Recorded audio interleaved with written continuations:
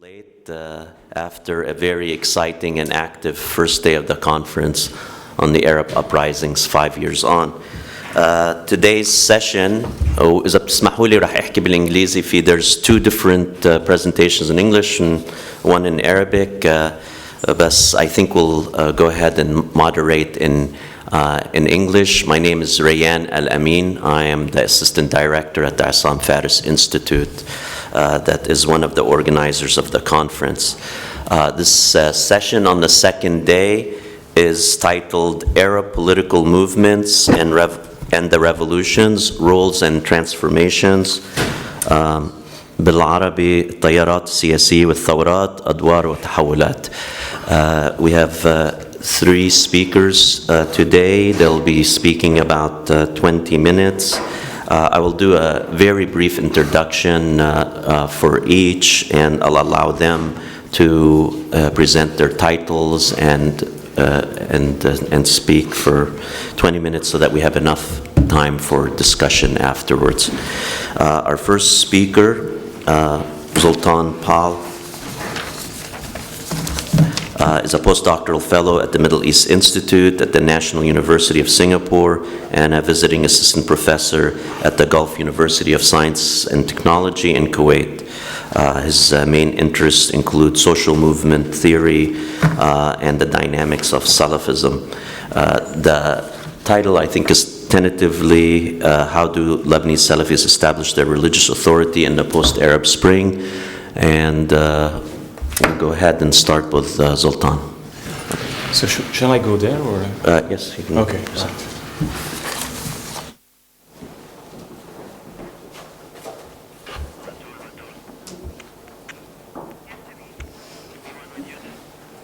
Okay.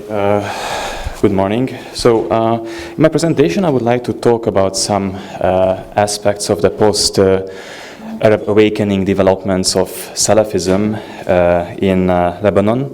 I was doing fieldwork on Lebanese Salafis, mostly in the north of Lebanon, between 2009 and 2012. And well, I observed that after the 2011 uprisings, and especially after the outbreak of the Syrian conflict, the influence of Salafism in the area somewhat increased. So actually this presentation is based on one of the chapters of my dissertation. And well, the data was collected by using ethnographic methods, mostly like semi-structured interviews. I interviewed like more than 100 Salafis, sheikhs and followers in Tripoli, and also by participant observation. Well, basically my main question in the presentation is why Salafi sheikhs became more authoritative after 2011, and what factors led to the increase of their authority. So before starting my analysis, let me just explain in a few words the roots of Salafism in Lebanon. Well, first, let me define what do I mean under the term Salafism. So Salafis intend to imitate the Prophet and the first three generations of Islam in belief, practice, and morality. They intend to achieve this through a literal interpretation of the scripture and reject any kind of logical and metaphorical readings. Salafis claim that all aspects of human life are codified in the foundational texts, the Quran and the Sunnah.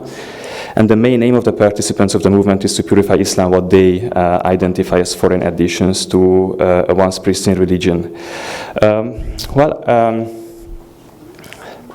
Salafism really started to gain foothold in Lebanon in the beginning of the 1990s, when dozens of graduates from the Islamic University of Medina and other Saudi universities returned to Lebanon, and they established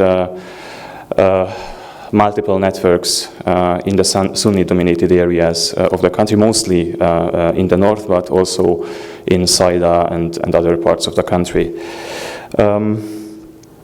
Well, the core of these networks is made up of a vanguard of religiously educated individuals, religious specialists or sheikhs, who control about actually a third of the mosques in Tripoli, and they are surrounded by a limited number of committed activists.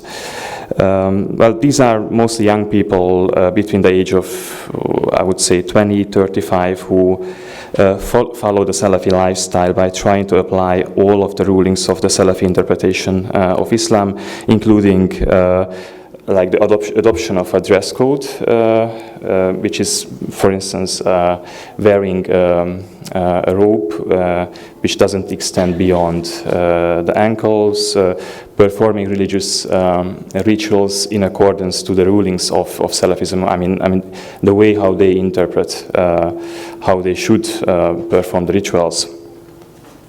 And actually, the lowest level of the Salafi networks constituted by so-called, I call them passive followers. These are basically ordinary Sunni Muslims who visit Salafi mosques, pray in Salafi mosques, go to the Friday prayer, and listen to the Friday sermon of Salafi sheikhs. And in their everyday discourse, they are influenced by Salafism. Well, the post-Arab uprisings political context seems to be favorable for Salafism. Since 2005, one of the dominant features of the Lebanese socio-political landscape is Sunni-Shia tensions. Anti-Shia feelings among the Sunnis started to increase after the 2005 Hariri murder. Many Sunnis suspected that Hezbollah might have a hand in the assassination, and they felt that by this the whole community was targeted. The current Syrian conflict also greatly increased the Sunni-Shia sectarian tensions. Hezbollah was formerly supported by the Syrian regime, so the militia provided support to help the Syrian government to fight its own opposition. But the Sunnis are also, and the Sunnis are sympathetic to the mostly Sunni armed opposition. And in the midst of these sectarian tensions, the Sunni community is facing a kind of leadership crisis. Many Sunnis feel that their political patrons could not face a threat coming from the Shia and Hezbollah. And due to the weakening of the legitimacy of the political leadership, Sunnis started, certain segments of the Sunnis started to turn to alternatives who address in a more effective way the Sunni grievances. What Salafis actually, and Salafis are one of these alternatives, and what Salafis are aspiring for is not gaining power in political institutions, and I think that they wouldn't stand a chance in Lebanon, but more like making their own religious narrative dominant. In other words, they want to convince others that what they represent is the true and uncorrupted form of Sunni Islam. And in this they pose a challenge to the official Sunni religious establishment in defining what is orthodoxy.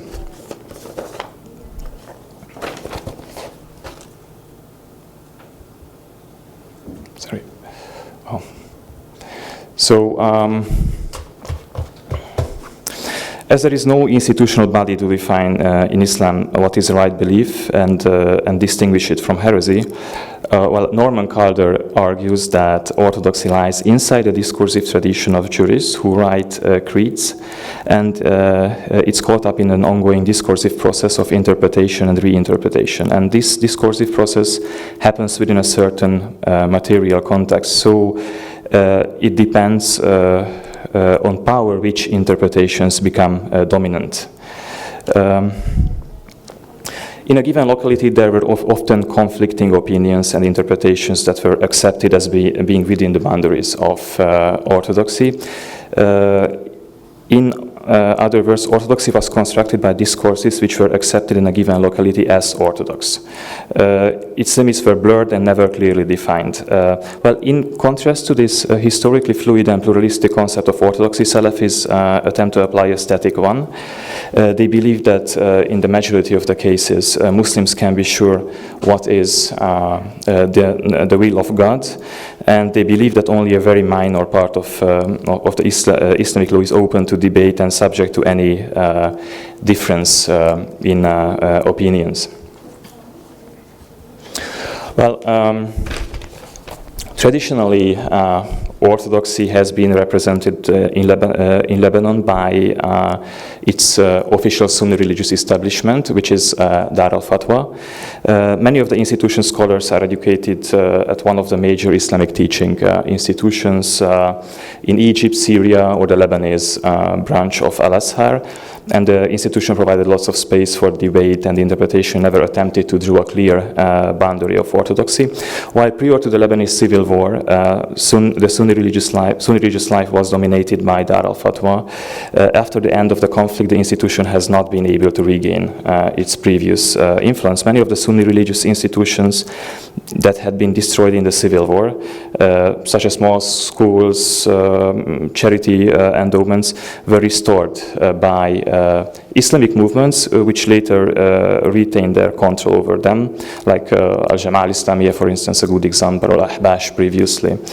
As a result, the institution today supervises only around 1/3 of the mosques in Tripoli, and in addition, in the recent years, the institution was, as it's well known, plagued by internal rifts, almost paralyzing it for 2 years. The other problem is that Dar al-Fatwa mostly relies on state funding, so it's unable to provide a decent living to its officials. Well, the salaries of the sheikhs are far below the Lebanese average, and most of them are employed on a contractual basis. So for that reason, being actually a scholar is often not preferred. It's not that respectable, and also the parents don't encourage their children to study Islamic studies. Instead, they endorse them to study law, medicine, whatever. This is why some of the Dar al-Fatwa sheikhs seem to be quite unmotivated, and they're usually unable to compete with the Salafis' religious zeal.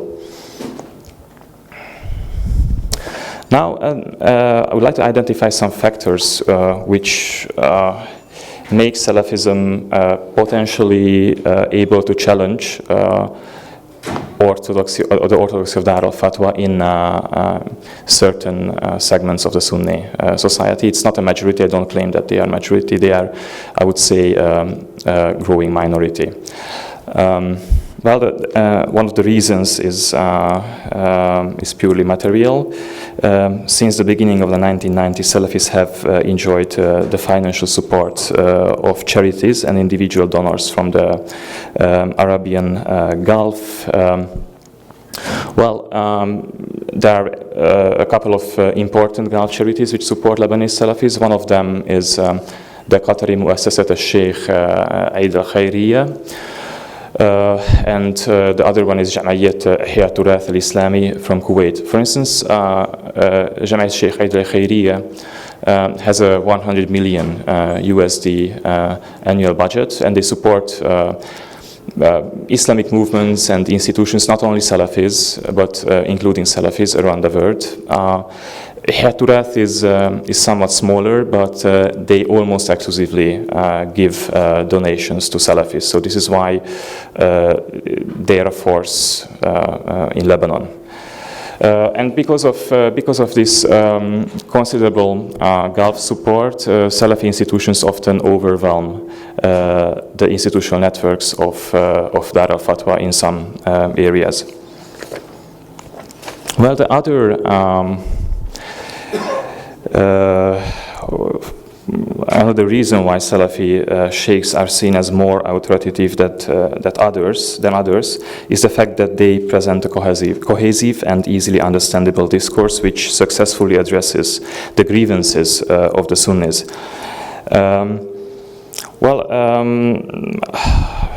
Basically, during the years of my fieldwork, I recorded several sermons of Salafi sheikhs, and in these sermons, Salafi preachers argue that the current ongoing political crisis in Lebanon and the Middle East can be explained and solved if someone follows exactly the scripture. They frame the current intercommunal tensions in Lebanon into a cosmic struggle between good and evil. Salafis argue that the world is a place of struggle, a black and white struggle basically between good and evil, or truth and falsehood, as-sira' bayn al-haq wal-batil. The good side is manifested in Islam. Those who follow whatever is codified in the scripture or whatever falls within the Salafi concept of orthodoxy belong to this camp. Any deviation from this forms part of the realm of unbelief, or kufr or taghut. And according to the discourses of Tripoli's Salafi sheikhs, the Sunnis are the ones who represent Mu'askar al-Iman, or like the camp of the good or Islam in Lebanon. Therefore, they are targeted and oppressed by those who belong to the realm of Taghut. And Salafis identify the Shia community and Hezbollah as the most dangerous enemies of the Sunnis. They consider Shias as outside of the realm of Iman because they argue that they deviate from the right tenets of Islam, and throughout history they have been conspiring against the Sunnis.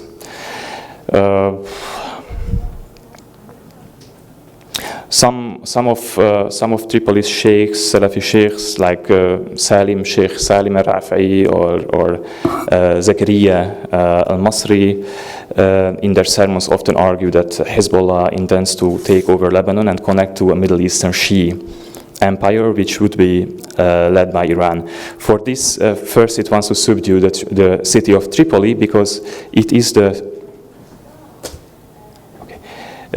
stronghold of the Sunnis who might block this plan. Salafis argue that Hezbollah is dominating the Lebanese state apparatus, and this is why the Sunni-dominated northern areas of Lebanon are economically neglected, and the majority of Tripoli's inhabitants face poverty. For the Salafis, the Sunnis of northern Lebanon could overcome their situation if they would return their true belief and obey the rulings of the Sharia. In this case, God would enable them to distinguish right and wrong and would repel the threats coming from Hezbollah. And actually, this discourse resonates well among many inhabitants of the north, because, of course, the growing sectarian sentiments, and because Salafis basically offer an easy solution. If you go back to the right to right belief, to the correct form of Islam, then God is going to help you and is going to elevate you from your miserable situation.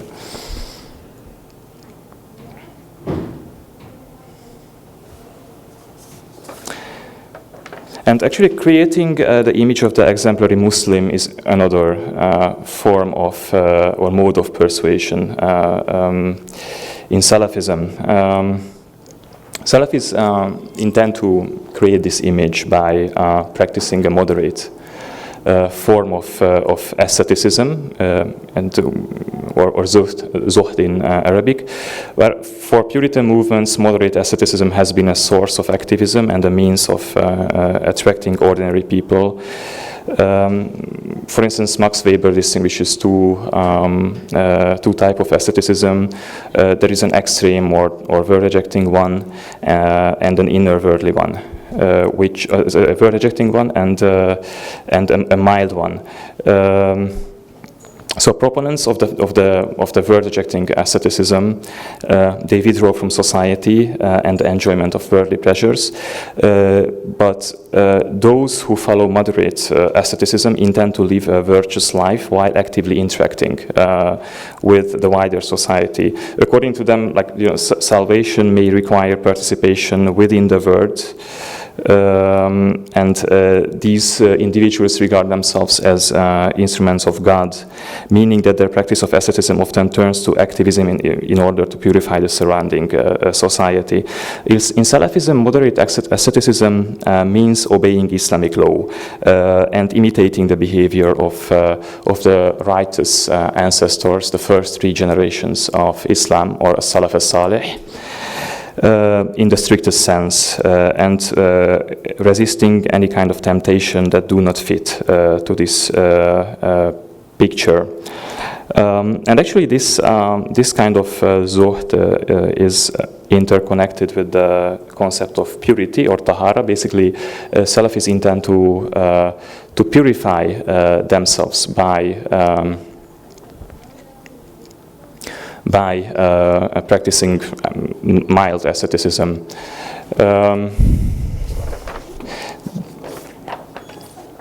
Salafis believe that Sharia is a perfect system. It represents purity and reflects the perfect divine order on earth.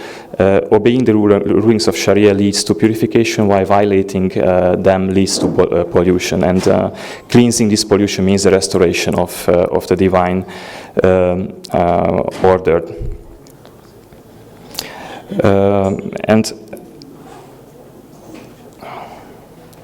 But actually, ordinary believers, they respect Salafis precisely because they don't believe, they don't live like them. So these ordinary believers, they admire this attitude, but of course they themselves wouldn't follow it. But this is why actually Salafis are attractive to them as religious leaders. Furthermore, Salafis are also approachable. I observed that it is much easier to get an appointment. They just can walk into the house of the Salafi Sheikh to ask for advices in both religious and mundane matters. Salafis, at least, at the time of my fieldwork, especially in the years of 2011 and 12, they seem to be the most active in giving religious lessons or durus in the mosques. And these are the 3 factors what I would identify, which actually greatly contribute to the success of Salafis. And I would like to mention that actually Salafis also don't really face significant competition. Dar al-Fatwa is still weak, and the Lebanese Muslim Brotherhood, Jama'a al-Islamiyya, they do not regard Salafis necessarily as competitors because, very often Salafis work with them. I also saw a lot of Salafi sheikhs teaching in those mosques which are maintained by the Muslim Brotherhood. So, thank you.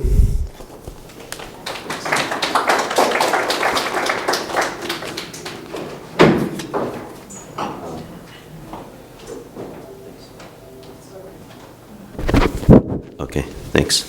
Our next speaker is Abdul Hamid Ahmad Abdul Hussein, he is a political sociology and anthropologist, researcher at the University of Cairo at the Institute of African Studies. The title of his talk is The Transition to Democracy and the Lack of Democratic Alternative, the Case of the Strong Egypt Party, and that's Hizb al-Misr al-Qawiyya. He will be speaking for about 20 minutes, please, and we'll have questions at the end, obviously. You want to speak من هون؟ بلش من هون. صباح الخير، برحب بحضراتكم. الورقة بتاعتي بعنوان الحركات الاجتماعية الجديدة بعد ثورة يناير بين الاستقطاب الثنائي وأزمة غياب البديل، حزب مصر القوية دراسة حالة. الحقيقة الورقة بتتكلم عن أحد المجموعات المهمة اللي ظهرت بعد الثورة، وأهميتها جاية من إن هي خرجت، جزء منها خرج من جماعة الإخوان المسلمين وحاول إن هو يقدم مشروع وطرح خطاب سياسي متجاوز لمدرسة الجماعة الأم.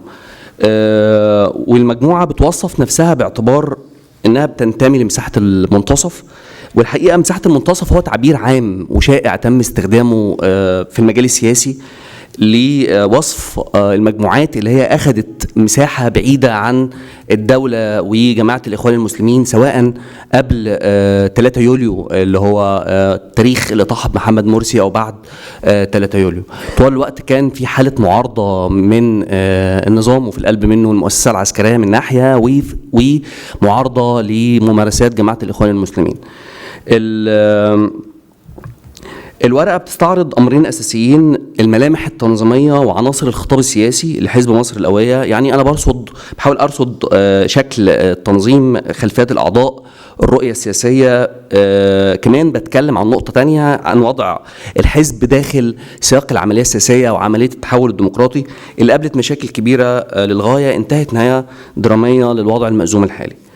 لو اتكلمنا عن العنصر الأول وهو عنصر تأسيس الحزب، تأسس حزب مصر القوية مع الموجة الثانية من الأحزاب اللي شهدها المجال السياسي في مصر بعد الثورة مباشرة، بمعنى أن بعد الثورة بأسابيع قليلة اتأسست الموجة الأولى من الأحزاب، والأحزاب دي كانت بتنتمي للتيارات السياسية التقليدية، بمعنى خرج حزب مصر، حزب الحرية والعدالة الزراعة السياسية لجماعة الإخوان المسلمين، خرجت أحزاب ليبرالية زي حزب المصريين الأحرار اللي أسسه رجل الأعمال نجيب سويرس، خرج حزب التحالف الشعبي الاشتراكي المعبر عن اليسار العريض.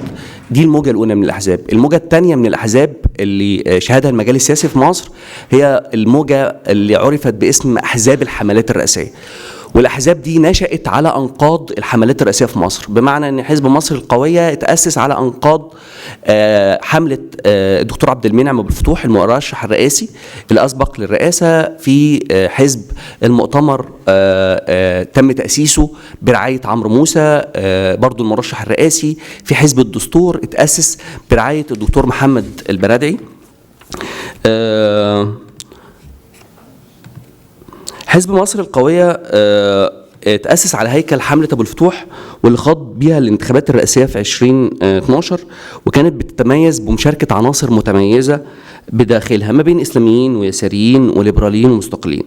والحملة كانت بتطرح برنامج رئاسي بيميل لطرح ديمقراطي واضح في جانبه السياسي، وإلى أطروحات اجتماعية بتميل يسارا في جانبه الاقتصادي.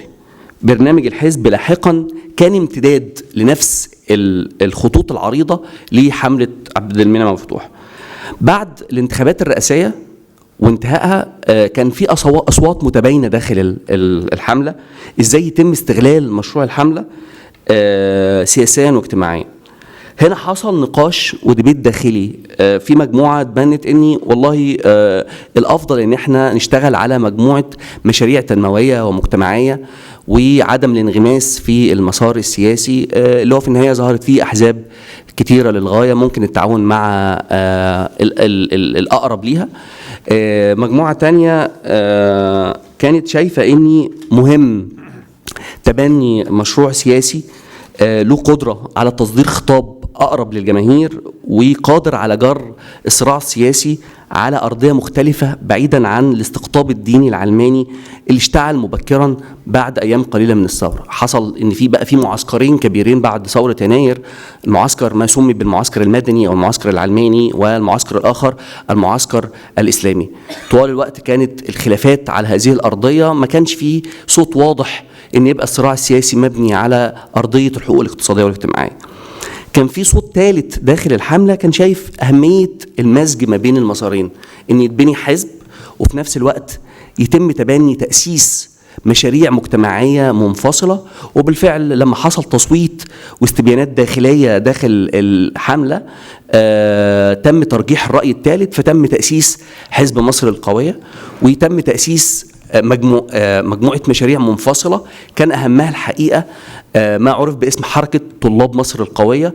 والصراحة الحركة طلاب مصر القوية رغم المدة القصيرة اللي تم تأسيسها فيها إلا أنها قدرت أنها تحوز على 20% من أصوات الطلبة في الجامعة، وصلت النسبة ل 20%.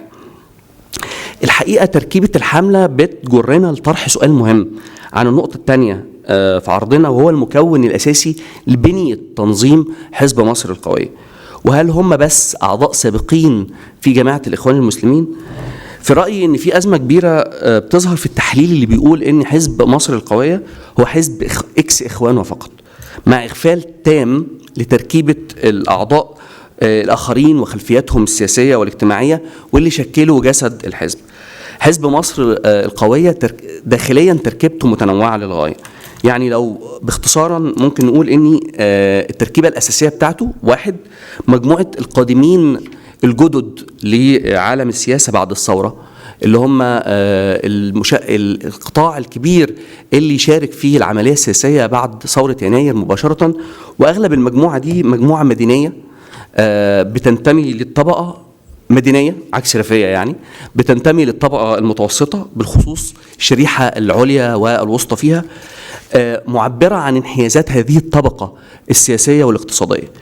وبتتميز أغلب أفراد هذه الشريحة بأنها محافظة اجتماعية ومتأثرة بشكل كبير بالخطابات الدينية، بالخصوص بخطابات ما سمي بمجموعة الدعاة الجدد في مصر.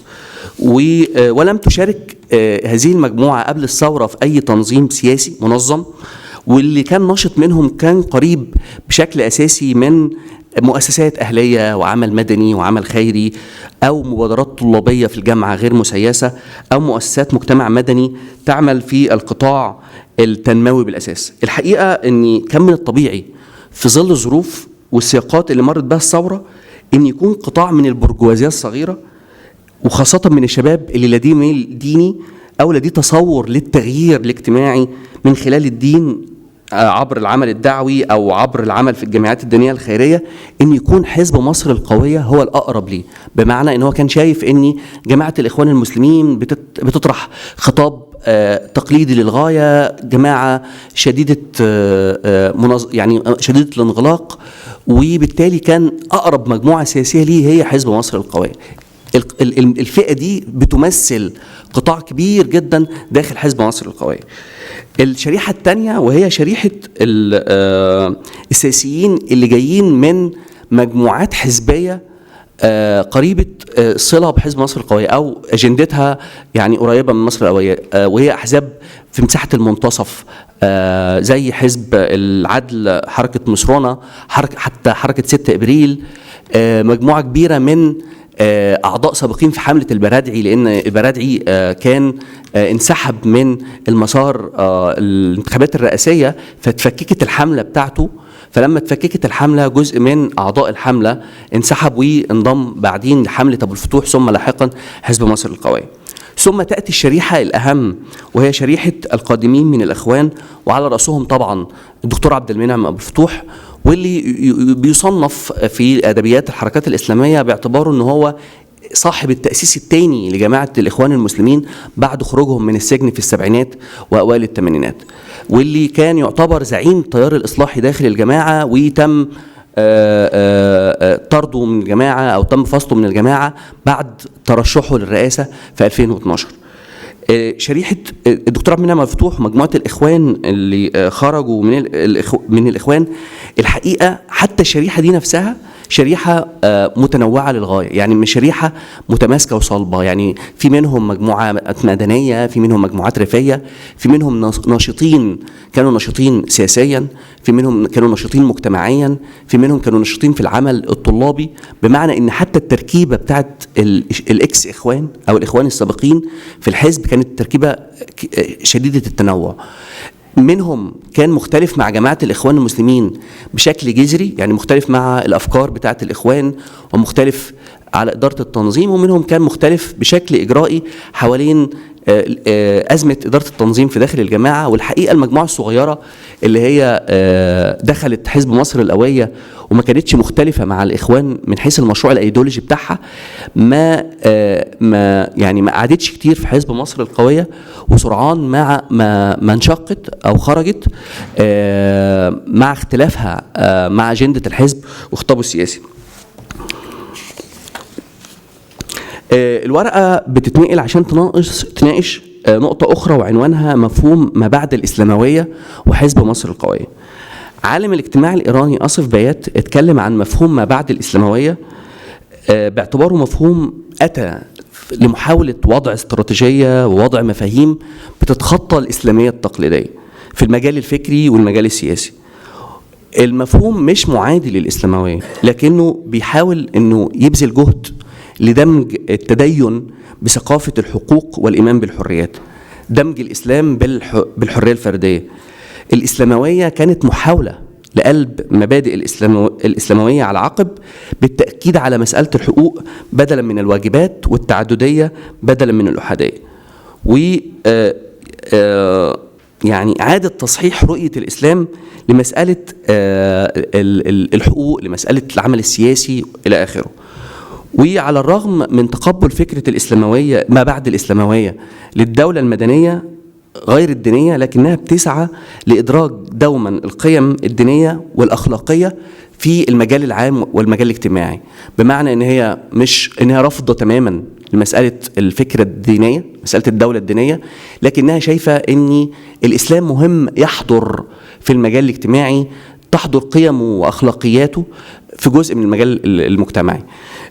والحقيقة حزب مصر القوية مثل حالة نموذجية وعملية لمفهوم ما بعد الإسلاموية من حيث تكوين الأعضاء بداخله، من حيث خطابه وبرنامجه السياسي. فلم يعتبر الحزب ما اعتبرش نفسه حزب إسلامي ورفض هذا التصنيف، كما لم يطرح فكرة الحكم الإسلامي وما تبناش أي تصورات لفكرة الدولة الإسلامية، ورفض نهائيا مسألة الدمج ما بين الدعوي وما بين السياسي. وده كان مهم. طرح خطاب رؤيته السياسية والاقتصادية ملامحه بالأساس دعم للديمقراطية الاجتماعية بشكل واضح، وده كان متشاف بشكل جيد في مواقف الحزب وبرنامجه وبياناته. طوال الوقت كان بيأكد الحزب على مسألة العدالة الاجتماعية، على مسألة الحد الأدنى للأجور، على مسألة الحد الأقصى للأجور، على مسألة عدم تهميش الفقراء، على مسألة عدم تهميش القطاع العمالي. وده كان غريب شوية على حالة جاية من خلفية إسلامية طوال الوقت كانت بتهتم بمسألة الأخلاقيات والتشريعات وتطبيق أوكي. لكن في نفس الوقت الحزب التزم بمسألة المرجعية الإسلامية للتشريع القانوني وفقا لمضمون المادة الثانية من الدستور، ودي طبعا مادة كانت مسار جدال وخلاف، وأغلب الأحزاب حتى الأحزاب اليسارية والليبرالية يعني كانت وافقت على تمريرها في الدستور. نتنقل للنقطة قبل الأخيرة وهي بعنوان حزب مصر القوية والوصم السياسي. خلينا أقول أن خلفية أعضاء الحزب، بعض أعضاء الحزب وعلى رأسهم المؤسس وعلى رأسهم قيادات الصف الأول نتاج إن هم جايين من جماعة الإخوان المسلمين بعد الإطاحة بمحمد مرسي في 3 يوليو 2013، وبعد الإطاحة بجماعة الإخوان المسلمين تم حصار المجموعات الإسلامية والمجموعات اللي كانت على صلة أو قريبة الصلة بجماعة الإخوان المسلمين، زي حزب مصر القوية، وزي حزب اسمه حزب التيار المصري، وده حزب اللي هو شباب الإخوان اللي انشقوا عن الجماعة بعد الثورة مباشرة. وده أدى لظهور حالة وصم داخل المجال السياسي ألحقت بالحزب، داخل المجال السياسي وداخل المجال العام، وبالطبع في وسائل الإعلام المختلفة. الصورة دي تفاقمت بشدة بعد 3 يوليو، زي ما قلت عقب الإطاحة بالرئيس المعزول محمد مرسي وزيادة حدة الاستقطاب السياسي والمجتمعي. الوصم ده اتخذ درجات مختلفة ما بين اتهام الحزب بأنه حزب شباب، بأنه حزب فلول الإخوان، بأنه الحظيرة الخلفية لجماعة الإخوان المسلمين، إنه حزب الإخوان بشرطة، إنه حزب ممكن من خلاله إن جماعة الإخوان المسلمين تعيد إنتاج نفسها. وكانت طبعا اتهامات كانت بتحاول إن هي تحاصر الحزب للقضاء عليه لخلفية مؤسسه زي ما قلنا. وصل أمر إن حتى أحزاب في مساحة المنتصف، أحزاب ليبرالية ويسارية، كانت بتتحفظ على الانضمام لجبهات فيها مصر القوية، أو كانت بترفض إنها توقع على بيانات فيها اسم الحزب. الحزب من ناحيته حاول إنه يكسر الحصار ده بطرح خطاب داعم لفكرة كسر الاستقطاب الثنائي، ان يا جماعه ان في حاله استقطاب ثنائي ما بين الدوله والمؤسسه العسكريه من ناحيه وجماعه الاخوان المسلمين ودوائرها من ناحيه، مهم خلق حاله ثالثه بتعبر فعليا عن الثوره، متبنيه اجنده حقوق اقتصاديه واجتماعيه، وان الصراع مش صراع هوياتي، الصراع هو صراع سياسي واقتصادي بالاساس. كمان الحزب كان شايف داخليا ان المجموعات دي واخده منه الموقف السلبي بشكل فيه انتهازيه بشكل كبير، بمعنى ان نفس المجموعات دي كانت بتحاول انها تقرب من الحزب قبل 3 يوليو، وكانت بتحاول انها تضمه لجبهه اسمها جبهه الانقاذ الوطني، ودي جبهه تم تشكلها للاطاحه بمحمد مرسي. كان في تعاون مشترك مع الحزب في جبهات مختلفة قبل 3 يوليو، لكن بعد 3 يوليو اتغير الموقف تماما، والحزب اتهم المجموعات دي ان هي ذات نفسها راحت اتحالفت مع جماعة الإخوان المسلمين وهي موجودة في السلطة في قوائمها الانتخابية، وهو عكس تماما المواقف اللي كان واخدها حزب مصر القوية سواء قبل 3 يوليو أو بعدها. بمعنى ان الحزب رفض دستور 2012 اللي اتشكل عن طريق لجنة تأسيسية كان الأغلبية فيها لجماعة الإخوان المسلمين والإسلاميين. نفس الحزب كان له انتقادات شديدة جدا للحكومة اللي كان مشكلها جماعة الإخوان المسلمين قبل 3 يوليو، كان انتقد شكل وتركيبة اللجنة التأسيسية بتاعة دستور 2012 اللي هو الدستور اللي كان مهيمن عليه جماعة الإخوان المسلمين. ورغم ذلك كل هذه المواقف لم تشفع للحزب ان هو يتخذ منه موقف سلبي للغايه، سواء من الاحزاب الليبراليه او اليساريه او من الدوله او حتى من الاعلام.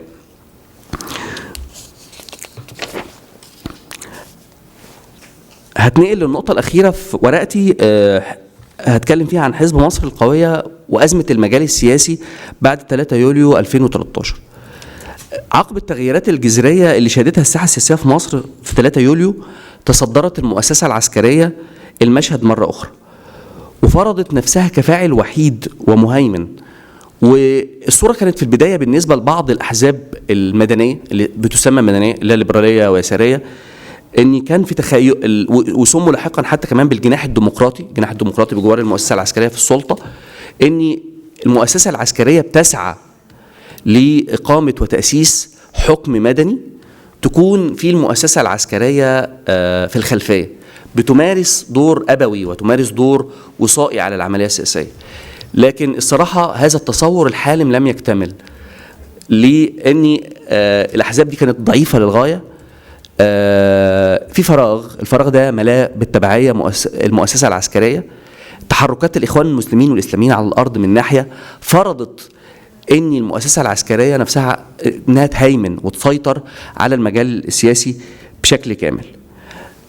بعد اعتصام فض رابعه والنهضه، المشهد السياسي تغير جذريا 180 درجه عن السنتين الأولين بعد ثورة يناير سنة 2012 و2013 كان في حالة حراك سياسي واسع، كان في ديبيت واسع في المجال السياسي، كان في حركة انتخابات على المستوى السياسي وعلى مستوى الحركات الطلابية، نشأة أحزاب كتيرة. لكن بعد أحداث فض رابعة والنهضة المشهد تغير بشكل جذري.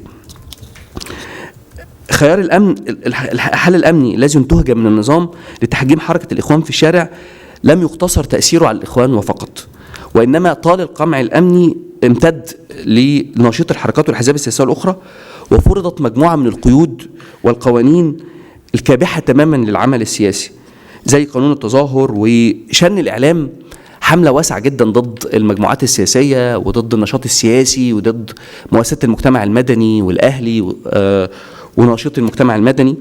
ومع زيادة القبضة الأمنية وغلق المجال السياسي والعام تقريبا تولد حالة إحباط شديدة من مسألة المشاركة السياسية، وتأثرت أغلب الأحزاب بالمسألة دي بما فيهم حزب مصر للأوائل.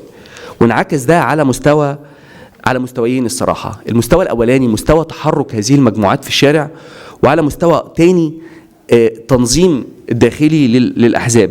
انسحب الأعضاء، حصل حالة انسحاب للأعضاء من الحزب بدرجات مختلفة.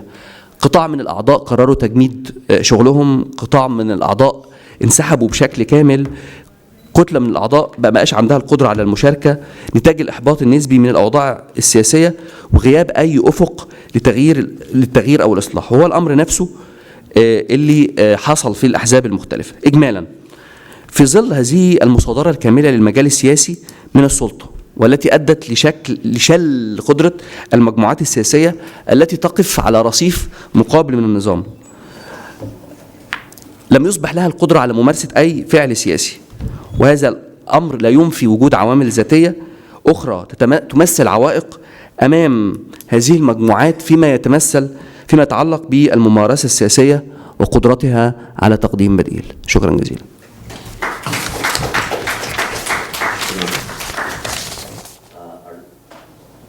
Hello. Okay. Our last speaker, and will be speaking about the foreign policies of Islamist movements. Mohamed-Ali Adraoui is a researcher specializing in international studies and currently a visiting senior fellow at the Middle East Institute at the National University of Singapore. Dr. Adraoui holds a PhD in political science from Science Po. Tfaddal. Thanks very much. Can you hear me? It's okay? Thanks very much. It's a real pleasure to be here with you, especially this morning, and I am very grateful because I know that it was a very long day yesterday. Of course, in 20 or 25 minutes, I don't have time enough to provide with all the information regarding this topic, but I will try to do my best and to raise some crucial points dealing with this issue of Islamist movement foreign policies. Islamism now dates back 100 years, and concern over members of this political and religious movement relates to their putative and potential radical or even violent behavior when confronted with cultural otherness. Such behavior takes root in their assumed wish to redesign the world in their image. From its inception in the 20s, so almost 1 century ago, to its more recent manifestations, the Islamist movement strove to lift Muslim societies out of their alleged civilizational lethargy, and in so doing, it has paid substantial attention to the state of international affairs, as well as to potential ways to act on it. If the state remains undoubtedly Islamist movement's privileged arena for action, considerations for Muslim countries' environment, devising strategies aiming at the completion of a motherland of believers, Al-Ummah, thoughts on an interstate order within an Islamic frame of reference remain prominent concerns to them. From its outset, Islamism has always insisted on the duty to serve religion as a whole, and thus everyone identifying with it. Its end goal, therefore, overrides geographical, historical, and political borders, those being perceived as dividing and weakening the face of Islam. In addition, Islamists consider the current international order as one consciously designed by non-Muslims. In such views, The later nurse on ontological enmity towards Islam because of its revisionist potential. The Arab Revolution initiated in 2010 have been experimental fields of the oppositional, even revolutionary dimension of Islamist ideology. These enable interrogation to be raised on Islamism practice and possible evolutions. In other words, how do Islamist movements translate fundamental diplomatic and relational principles into practice with other actors of the international system? If Islamist forces are indeed maintaining special relationships with the outside world, mainly driven by the wish to shower the planet with Islam-serving behavior, is it, however, analytically relevant to identify a specific Islamic practice of international affairs? There are two objectives tied to this presentation. First, it will attempt to shed light on how Islamist activists, leaders and theorists view the world. In so doing, Islamist speeches and intellectual output will be scrutinized. Then, answers will be provided to the following question. When Islamist officials have had the chance to approach national decision-making process, this is the case in some countries that have experienced the Arab Spring, how did they manage to put up a foreign policy agenda centered around an Islamic framework? This question is central for through it one can attempt to measure the empirical outreach of the Islamist ideology. In terms of theoretical framework, I tend to analyze these issues from a constructivist perspective, as three features need to be underlined before going in depth with it. First, reality is a social construction, and international affairs doing so refer to the same logic. Ideas do come first, and contrary to realist frameworks, even also realists can be very relevant, notions such as the international system, the world order, wars and conflicts, cooperation, and of course ideologies are due to historical and sociological factors that are likely to trigger different conceptions of certain situations. Second, identities do matter, and more specifically how some political players connect the way they want to define and implement foreign policies to their domestic vision of the country they offer to rule. Turkey, for example, is a secular, Western-friendly society according to some generals, which generates some specific foreign diplomacy agenda, member of NATO, for instance in the 50s, during the Korean War, whereas it is first of all a Muslim society with priority relations with the Middle East that is supposedly to be led by Turkey, which generates that what some observers have described as a neo-Ottoman policy in the eye of Erdogan, for instance. Third, what lessons can then be learned in sociological terms of a translation of ideologies into practice, and more generally on certain societies' conceptions of international relations? In other words, to which factors are the changes that we have witnessed related to? So first of all, what can we say about the so-called Islamist conception of international relations? Researchers agree in dating Islam back to Hassan al-Banna, who was born in 1906 and who passed away in 1949, initiative in Egypt.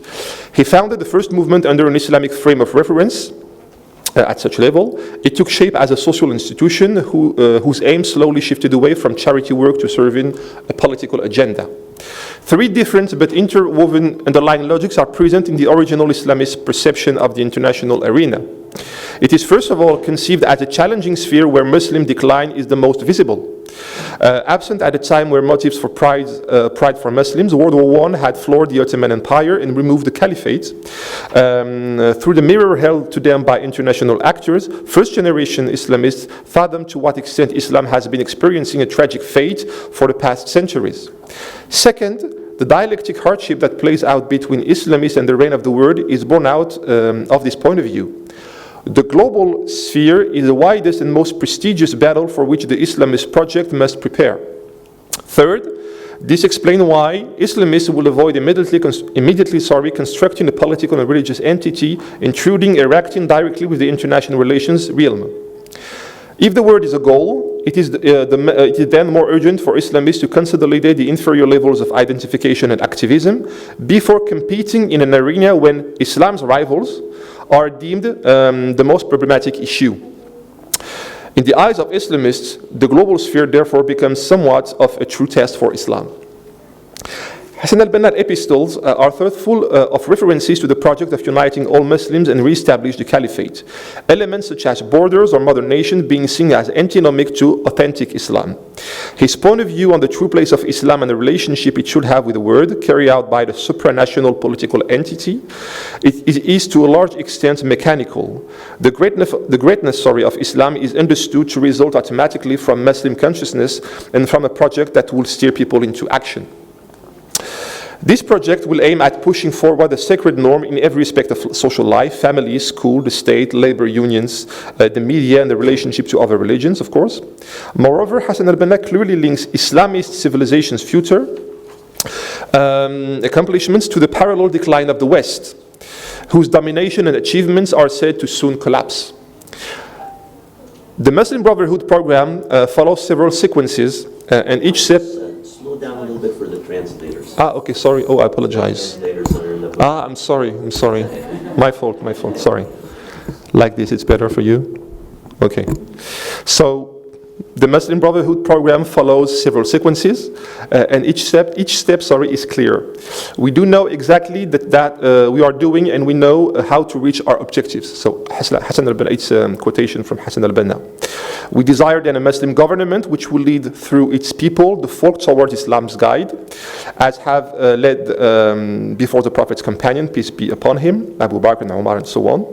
And fourth, we do not recognize any governmental organization that is founded on Muslim principles and who is not inspired by its principles. This is also why I do not recognize political parties nor traditional figures with whom Islam's naysayers and enemies have constrained us to govern and to support.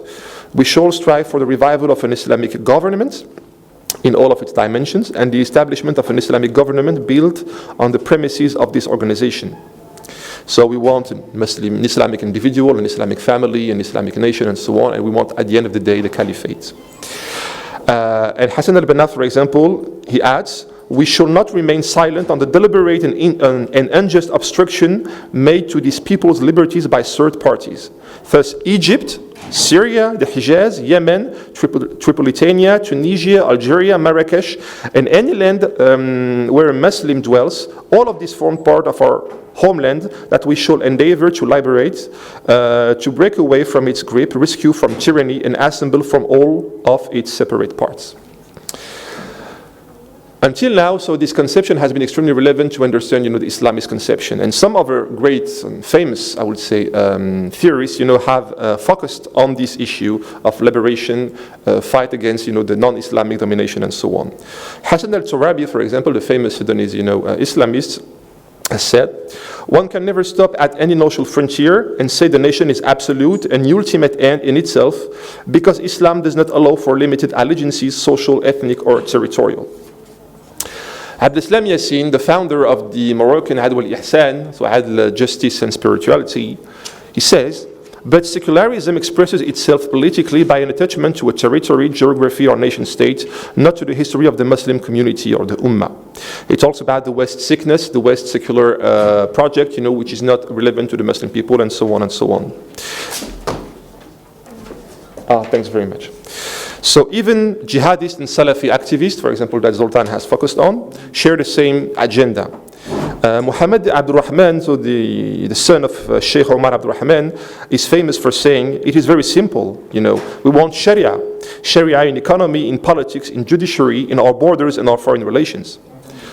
Hakim al-Mutairi, an assistant professor at Kuwait University College of Sharia and Islamic Studies, says, the house of Islam is one, and the legal rulings are one. This map was imposed by Sykes-Picot and imposed by the Western occupation is of no consideration legally. So, let me, of course, I will have a final word about Yusuf al-Qaradawi, about the necessity of caliphate in the Islamic thought, and then I will move to the second part. The caliphate necessity, is shown with Yusuf al-Qaradawi saying, so when he described his own itinerary, and his, the reason why he identified with the Muslim Brotherhood legacy, I began to aspire towards freeing the entire Nile Valley and the Arab and Islamic lands from all foreign powers. I thought to expel all imported ideas, organizations and laws, and putting in their place Islamic ideas, organizations, and laws. I hope for the Muslim Ummah to advance and take its place in the retune of science and technology and leave the prison of dreadful backwardness. I hope that, after being divided by the ignorant nationalism, important ideology, ruling egoisms, and especially the colonial-induced strife with the slogan divide and conquer, the Ummah can unify. I hope that the Islamic Caliphate returns to rule the Ummah under the banner of the Quran and the leadership of Muhammad, peace and blessings be upon him. So this idea, of course, has found some empirical, possibility, when the Islamist movement have seized power in some countries over the last years. As regards foreign policy, the antagonistic relations to the West and the critique of regimes governing Muslim Mediterranean countries remain present, though attenuated with respect to alternative revolutionary readings of Hassan al-Banna's work. Islamist principles are reformulated, though no political Islam bad Godesberg is observable. International issues traditionally structuring their international politics agenda, Palestine, first and foremost, are systematically related to the religious dimension. Again? Sorry. Struggling back there. Maybe I will be a bit longer, sorry. The construction of world-related representation is aligned with civilizational thinking, according to which Muslims are oppressed because of what they are. Nevertheless, the Islamic toolkit is not exclusive. Theorists such as Rashid Ghannouchi from Nahda and Mahfoud Nahna from the Algerian Hamas have changed Islamist perspective on international relations by incorporating to the Islamist matrix a democratic one. From this emerged conception of foreign policies based on cooperation under the condition that Western powers abandon deceptive moves to offer diplomatic solutions to crisis, tensions and conflicts characterizing the Muslim world and its relations with other parts of the world. If Islamists are inherently suspicious, some still are able to conceive a positive sum game through which a peace relations would be attained with the West.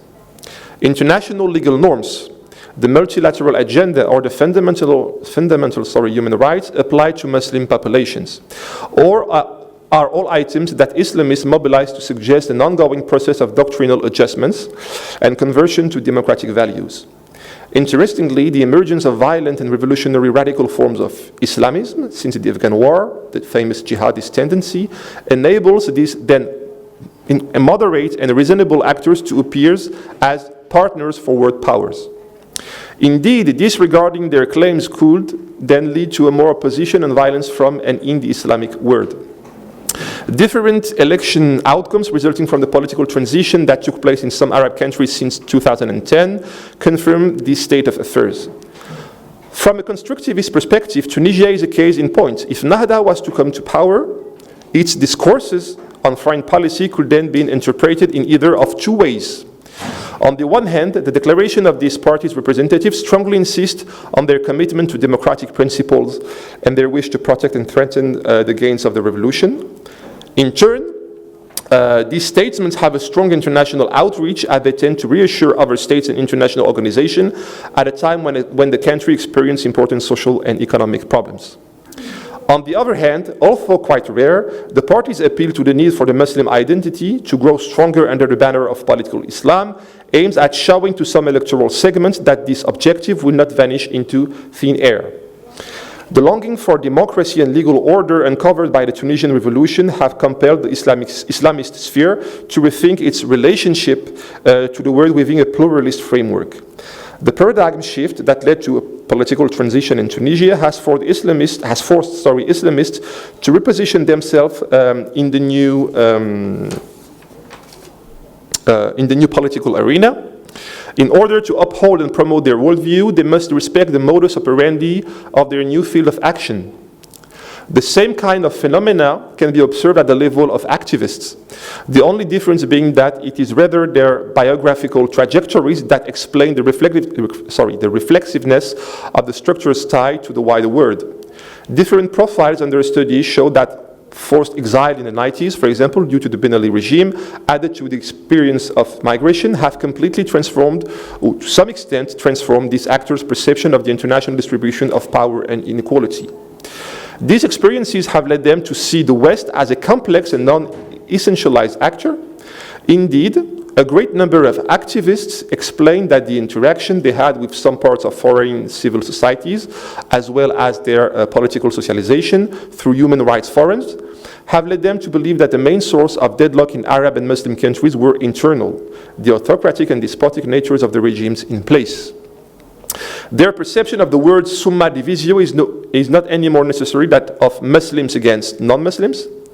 In fact, the emergence of a moderate Islamist, so-called moderate Islamist discourse and practice of foreign policy must be understood rather as a dynamic than a permanent condition. The remaining symbolically charged issues such as the Palestinian case and the persistent ambition to withdraw the Islamic nation from any pagan civilizational influence keep the anti-Western rhetoric going. However, the discourse on the West is more focused on its hypocrisy, since its brands universal values at Muslims when a discord appears while Western countries merely disrespect them. In this respect, the evolution of Nahda's programmatic document shows how far Islamist parties have come in the transformation of the Islamist perception of the word. For example, Nahda's objective among other main political orientations was to, it was 30 years ago, restores Tunisia's place as the basis of the Islamic civilization in order to put an end to the latter's alienation and bewilderment by promoting Tunisia's Islamic personality, renew Islamic thought in the light of the founding principles of Islam by taking into account the requirements of progress while getting rid of the remains of times of decadence and the influence of the West. So that is the movement of the Islamic Tendency Constitutive Platform in June 1981. By now, the construction of the new Islamist identity disregards allegiance modes should they be national or religious, for example. Indifference also applies means to achieve worldwide Muslim solidarity. Indeed, although this objective is not dropped, Islamist parties focus more on its symbolic dimension. These ideological realignments have a clear impact on foreign policy discourse. And for instance, the Ninth Congress of Nahda held in 2012 uses a very different tone when it comes to the international agenda than in the 80s. Constructing a new Islamist identity which acknowledges the plurality of customs of allegiance, both national and religious on the one hand, and the possibility of enhancing Muslim solidarity on a global scale, according to modalities yet to be defined, as unification first starts with at the symbolic level, on the other, has clear implications on foreign policy discourse. As displayed in the work of the 12th Movements Congress held in 2012, the tone adopted with respect to the international relations agenda has evolved significantly. And I can quote, the goal of Nahda at that Congress was to, in the field of international affairs, so contributing to the establishment of a foreign policy based on the principles of state sovereignty, unity and independence vis-à-vis any power, establishing international relations supported by mutual respect, cooperation, justice, equality, and people's right to self-determination. An act to support weakened people and their just cases, among which the Palestinian cause is the first priority.